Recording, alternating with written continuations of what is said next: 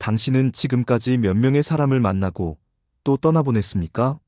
20대에는 모든 만남이 설레었고, 30대에는 인맥이 곧 자산이라 믿었으며, 40대에는 관계의 무게를 조금씩 느끼기 시작했을 것입니다. 그리고 50대가 넘어가면서 깨닫게 됩니다. 나를 소진시키는 관계가 있다는 것을. 어떤 사람들은 만날수록 에너지를 빼앗아가고 삶의 질을 떨어뜨린다는 사실을요. 19세기 독일의 철학자 아르투어 쇼펜하우어는 인간의 본성을 냉철하게 꿰뚫어 본 사상가였습니다. 그는 말년에 이르러 이렇게 말했습니다. 나이가 들수록 인간관계는 줄여야 한다. 하지만 그것은 고독이 아니라 선택이다. 그는 평생 인간의 어리석음과 이기심을 관찰하며 특정 유형의 사람들이 우리 삶에 독이 된다는 것을 발견했습니다. 쇼펜하우어는 시간을 가장 귀한 자산으로 여겼습니다. 젊을 때는 시간이 무한하다고 착각하지만 나이가 들수록 남은 시간의 유한함을 절감하게 됩니다. 그렇기에 그는 우리에게 경고합니다. 당신의 귀한 시간을 빼앗아가는 사람들을 경계하라고. 에너지를 소진시키는 관계를 정리하라고. 더 이상 의무감으로 만나지 말라고. 오늘 우리는 쇼펜하우어의 눈으로 인간 유형을 분석하고 나이 들수록 반드시 멀리해야 할 사람들의 특징을 살펴보겠습니다. 이것은 단순한 인간관계론이 아닙니다. 당신의 남은 인생을 어떻게 의미 있게 살 것인가에 대한 철학적 성찰입니다. 지금부터 쇼펜하우어가 발견한 5가지 위험한 인간 유형을 만나보시죠. 어쩌면 당신 주변에도 이런 사람이 있을지 모릅니다. 쇼펜하우어의 저서 의지와 표상으로서의 세계를 보면 흥미로운 구절이 나옵니다. 세상에는 두 종류의 불행한 사람이 있다. 진짜 불행한 사람과 불행을 즐기는 사람. 그는 후자를 특히 경계했습니다. 끊임없이 불평하고 불만을 토로하며 자신의 비참함을 과시하는 사람들 말입니다. 이들의 특징은 명확합니다. 어떤 상황에서도 부정적인 면만을 봅니다. 좋은 날씨에도 너무 덥다 혹은 곧 비가 올 것 같다고 말하죠. 승진을 해도 일만 더 늘어났다고 푸념합니다. 그들은 불평을 통해 관심을 받고 동정을 구하며 자신의 무능함을 정당화합니다. 쇼펜하우어는 이런 사람들과의 대화가 정신적 건강에 해롭다고 보았습니다. 그들의 부정성은 전염됩니다. 처음에는 공감하고 위로하려 하지만 시간이 지날수록 당신도 세상을 회색빛으로 보게 됩니다. 더 심각한 것은 이들이 변하지 않는다는 점입니다. 해결책을 제시해도 하지만 그래도로 시작하는 반박만 돌아옵니다. 그들은 문제 해결이 아니라 불평 자체를 원하기 때문입니다. 나이가 들수록 이런 사람들을 멀리해야 하는 이유는 분명합니다. 우리에게 남은 시간은 부정성에 감염될 만큼 충분하지 않습니다. 쇼펜하우어는 말했습니다. 행복의 구할은 건강에서 나오고 나머지 일할은 평온한 정신에서 나온다. 끊임없는 불평꾼은 당신의 그 일할을 빼앗아갑니다. 쇼펜하우어가 가장 경멸한 인간의 특성 중 하나가 바로 허영심이었습니다. 그의 에세이 인생론에서 그는 이렇게 썼습니다. 허영심 강한 사람은 자신이 가진 것이 아니라 다른 사람의 눈에 비친 자신의 모습으로 산다. 이들은 진정한 자아가 없습니다. 오직 타인의 평가와 인정만이 그들의 존재 이유입니다. 현대 사회는 이런 유형을 더욱 부추깁니다. SNS에서 끊임없이 자신을 과시하고 좋아요와 댓글로 자존감을 채우는 사람들. 명품으로 치장하고 화려한 식당에서의 식사를 자랑하며 자신의 성공을 과대 포장하는 이들. 쇼펜하우어가 21세기를 봤다면 허영의 시대라고 불렀을 것입니다. 이런 사람들과 함께 있으면 당신은 끊임없이 비교당하고 경쟁해야 합니다. 그들은 대화가 아니라 자랑을 합니다. 당신의 이야기를 듣는 것 같지만 사실은 자신의 더 나은 이야기를 할 기회만 기다립니다. 네가 일본 갔다고? 나는 작년에 유럽을 한 달 동안 돌았는데? 이런 식입니다. 쇼펜하우어는 진정한 가치는 내면에 있다고 믿었습니다. 한 사람이 무엇을 가졌는가 보다 무엇인가가 훨씬 중요하다는 그의 말은 오늘날에도 유효합니다. 나이가 들면서 우리는 깨닫습니다. 외적인 것들은 결국 사라지지만 내면의 풍요로움만이 진정한 행복을 준다는 것을. 허영심 강한 사람들은 당신을 그 깨달음에서 멀어지게 만듭니다. 그들과의 관계는 피곤합니다. 항상 인정받기를 원하고 칭찬을 기대하며 자신이 주목의 중심이 되길 바랍니다. 나이 든 당신에게 그런 에너지를 쏟을 여유가 있습니까? 쇼펜하우어는 명확히 답합니다. 그럴 필요가 전혀 없다고. 쇼펜하우어는 인간을 의지의 덩어리로 보았습니다. 모든 생명체는 생존하고 번영하려는 맹목적 의지를 가지고 있다는 것이죠. 하지만 어떤 사람들은 자신의 에너지로 살지 않고 타인의 에너지를 빨아먹으며 삽니다. 현대 심리학에서는 이를 에너지 뱀파이어라고 부르는데 쇼펜하우어는 이미 200년 전에 이 현상을 정확히 파악했습니다. 이들의 특징은 교묘합니다. 항상 위기 상황에 처해 있고 당신의 도움이 절실히 필요합니다. 감정적 드라마의 중심에 서 있으며 당신을 그 소용돌이 속으로 끌어들입니다. 전화 한 통에 2시간이 흐르고 만남 한 번에 당신은 기진맥진해집니다. 그런데 이상하게도 그들의 문제는 절대 해결되지 않습니다. 한 가지가 정리되면 또 다른 위기가 찾아옵니다. 쇼펜하우어는 여록과 보유에서 이렇게 말합니다. 어리석은 사람에게 도움을 주는 것은 밑빠진 독에 물 붓기다. 그들은 도움을 받아도 배우지 못한다. 에너지 뱀파이어들이 정확히 이런 유형입니다. 당신의 조언, 시간, 감정적 지원을 끝없이 요구하지만 실제로는 변화할 의지가 없습니다. 더 위험한 것은 이들이 당신의 죄책감을 이용한다는 점입니다. 거리를 두려하면 나한테 너밖에 없어.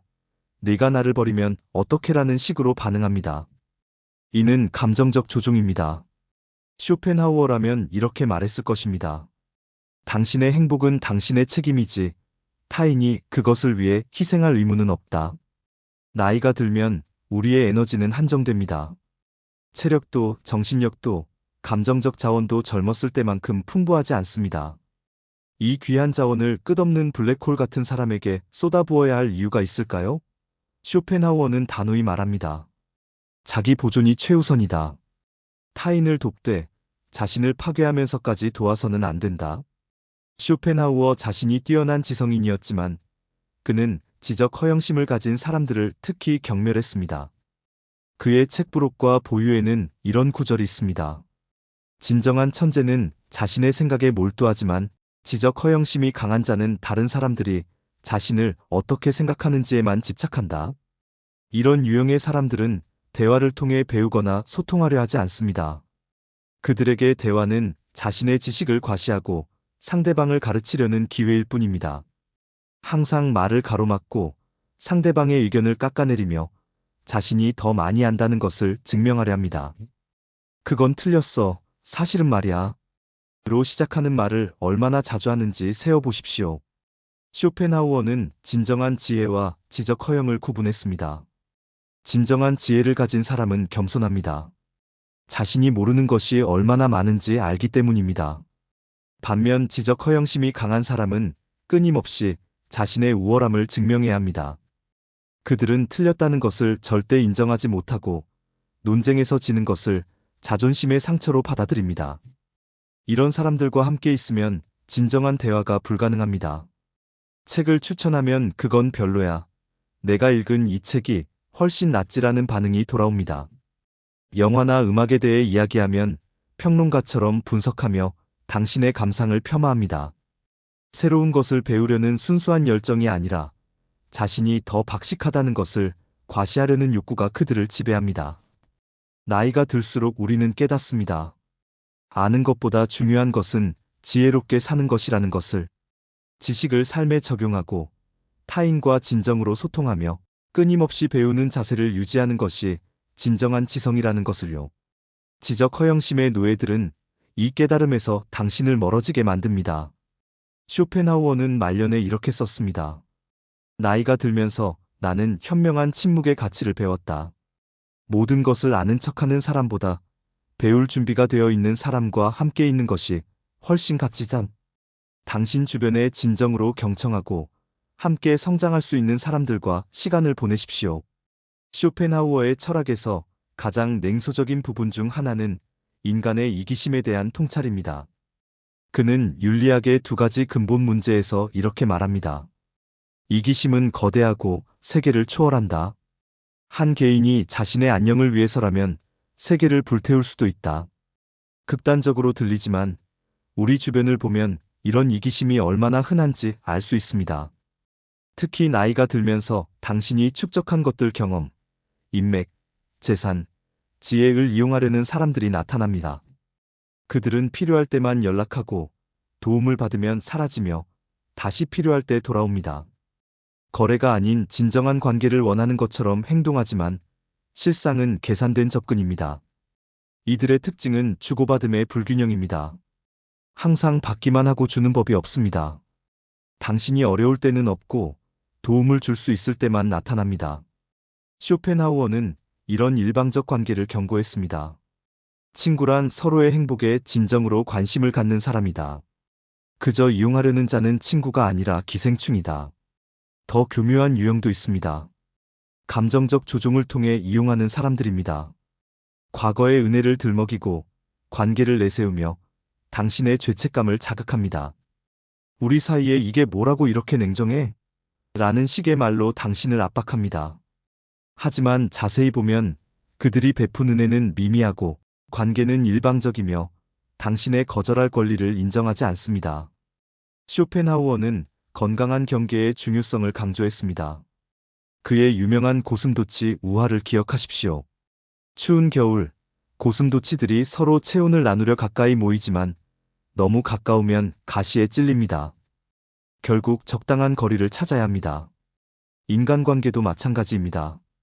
너무 가까워서 이용당하거나 너무 멀어서 고립되지 않는 적절한 거리가 필요합니다. 나이가 들수록 당신의 시간과 자원은 더욱 귀해집니다. 이를 진정으로 감사하고 소중히 여기는 사람들과 나누어야 합니다. 끊임없이 이용하려는 자들은 당신을 고갈시킬 뿐입니다. 쇼펜하우어의 마지막 조언을 기억하십시오. 진정한 관계는 호혜성에 기반한다. 일방적인 것은 관계가 아니라 착취다. 우리는 지금까지 쇼펜하우어가 경고한 5가지 위험한 인간 유형을 살펴보았습니다. 끊임없이 불평하는 자, 허영심에 가득 찬 자, 에너지 뱀파이어, 지적 허영심의 노예, 그리고 끊임없이 이용하려는 자. 혹시 당신 주변에 이런 사람들이 떠오르지 않습니까? 어쩌면 과거의 당신 자신이 이 중 하나였을지도 모릅니다. 중요한 것은 이제 그것을 인식했다는 사실입니다. 쇼펜하우어는 고독을 두려워하지 않았습니다. 오히려 그는 말했습니다.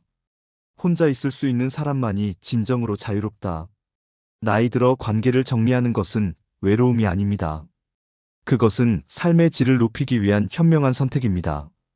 독이 되는 관계에서 벗어나면 당신은 비로소 진정으로 가치 있는 관계에 집중할 수 있습니다. 당신을 이해하고 존중하며 함께 성장할 수 있는 사람들 말입니다. 당신에게 남은 시간이 얼마나 되는지 아무도 모릅니다. 하지만 한 가지는 확실합니다. 그 시간은 유한하고 돌이킬 수 없으며 매 순간이 선택의 연속이라는 것입니다. 쇼펜하우어는 우리에게 묻습니다. 당신은 그 귀한 시간을 어떻게 사용할 것인가? 당신을 소진시키는 사람들에게 바칠 것인가? 아니면 진정으로 의미 있는 일에 투자할 것인가? 오늘부터 당신의 인간관계를 다시 살펴보십시오. 용기를 내어 독이 되는 관계를 정리하고 당신에게 진정으로 소중한 사람들에게 더 많은 시간을 할애하십시오. 쇼펜하우어의 지혜는 200년이 지난 지금도 유효합니다. 진정한 행복은 많은 것을 소유하는 데 있지 않고 적은 것을 필요로 하는 데 있다. 이것은 관계에도 적용됩니다. 수많은 피상적 관계보다 몇 개의 깊고 의미 있는 관계가 훨씬 값집니다. 이제 선택은 당신의 몫입니다. 내용이 마음에 드셨다면 좋아요와 구독 부탁드립니다. 여러분의 구독과 좋아요는 저에게 많은 힘이 됩니다.